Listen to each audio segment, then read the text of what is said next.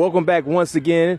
All things covered coming to you from beautiful Latrobe, PA. Pat P. Bryant McFadden once again.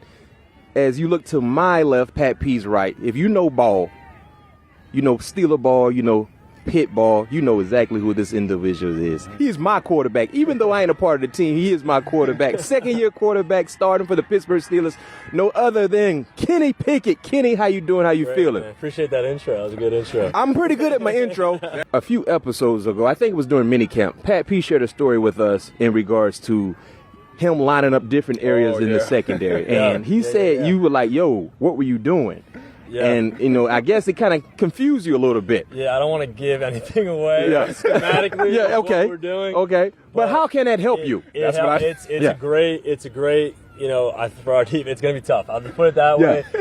All of spring going against it and doing in certain situations and seeing him where he's at and his IQ with Minka and Levi. You got guys that played a lot of football that know a lot about, you know, offensive scheme and what guys are trying to do.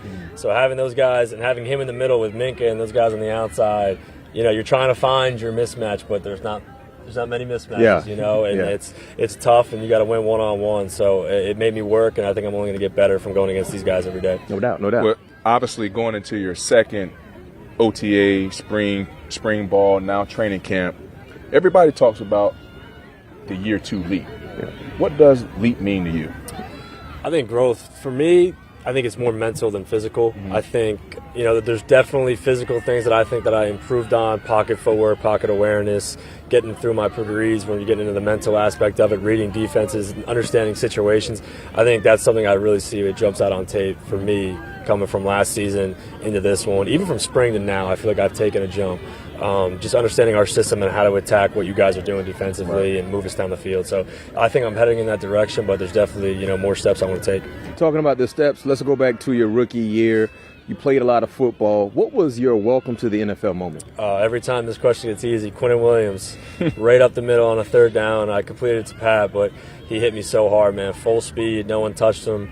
They brought like a stunt, and he came untouched, man. That dude's big. So he hit me full speed, and I got up laughing, and I was like, all right, I made it. You know, I'm in the show, so it was cool. I remember that play, and what made me extremely excited about that play, not seeing you get hit like that, but you stood in the pocket. You stood and looked down the barrel of the gun, and you delivered the completion.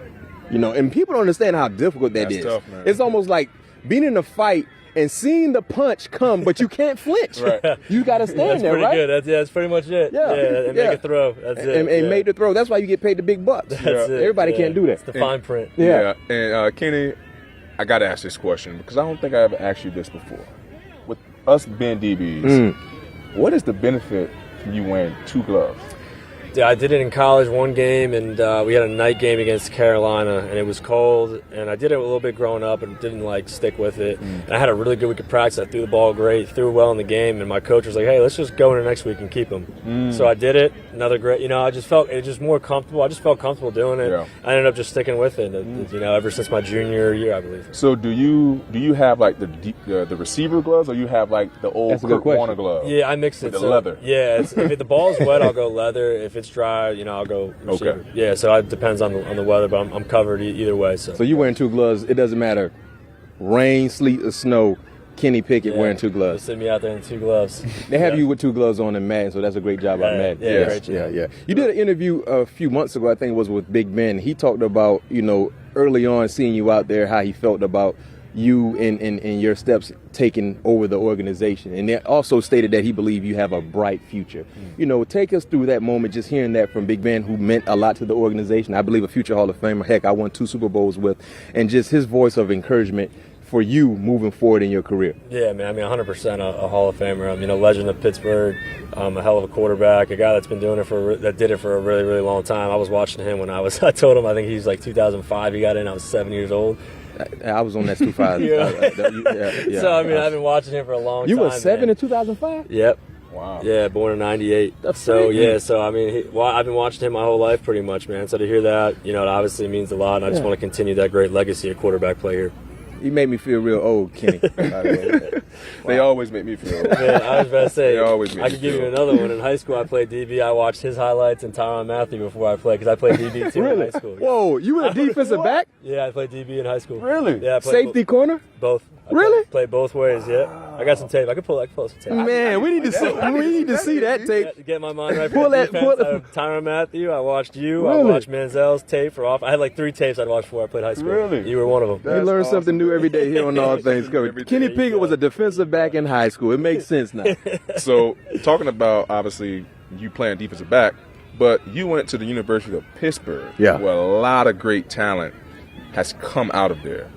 I don't think the University of Pittsburgh get enough credit for the talent. They don't get that talked about produce. enough. Yeah. You got Dan Marino, Larry Fitzgerald. You got Tony Aaron Dorsett. Donald, Tony Dorsett, LaShawn McCoy. Revis.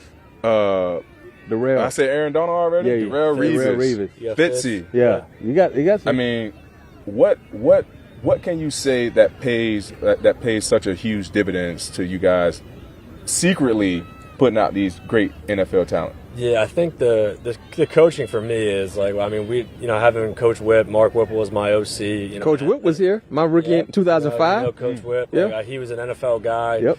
Brought all of his West Coast stuff and the stuff that he did with here, Eagles and Cleveland, bringing that to the college game. That was real attractive to me, knowing that I'm going to be being coached by a guy that did it at this level. This is where I wanted to get to. So knowing that I was getting all the right teaching and in the right system was huge. And I think from top to bottom, if you look around like our coaching staff, we have guys that have coached really, really good players. Coach Parcher on the defensive side, Coach JJ, TJ's brother at Wisconsin. So like the lineage of coaches and the players that they have, getting sent up to the league, I think it's real attractive, and it's kind of the track record for us with draft picks and guys in the league. It's pretty strong. So was it a dream come true not to leave the building?